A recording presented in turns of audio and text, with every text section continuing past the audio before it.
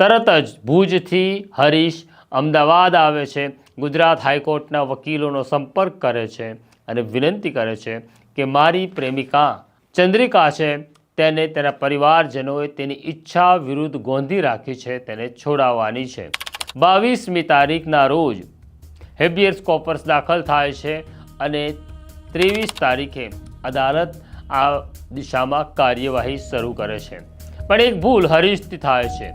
હરીશ તારીખ 24મી જૂનના રોજ દાંતિયા ગામમાં ફોન કરે છે, જ્યાં ચંદ્રિકાની સગાઈ થઈ હતી અને ચંદ્રિકાના થનાર સાસરિયાને તે જાણકારી આપે છે કે તમે શક્ય હોય તો ચંદ્રિકા સાથેનું લગ્ન અટકાવી દેજો, કારણ કે હું અને ચંદ્રિકા પ્રેમમાં છીએ, હું તેને લેવા આવવાનો છું, માટે તમે લગ્ન ન કરતા।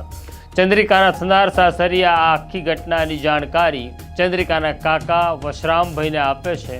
તેઓ સમજી જાય છે કે હવે માથા ઉપર પાણી વહી રહ્યું છે। તેઓ ચંદ્રિકાને સમજાવે છે। ચંદ્રિકા ટસની મસ્ત થતી નથી।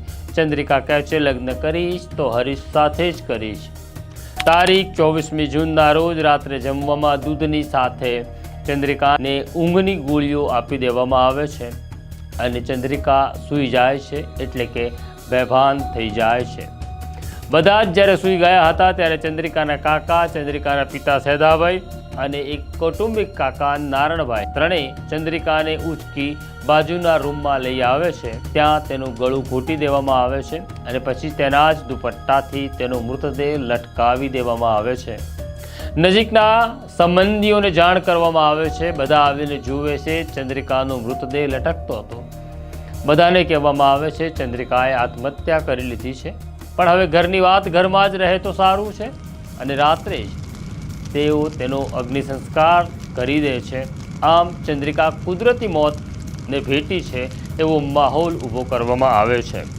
આ ઘટનાના બીજા દિવસે એટલે કે 25મી જૂનના રોજ ચંદ્રિકા હવે આ દુનિયામાં રહી નહોતી।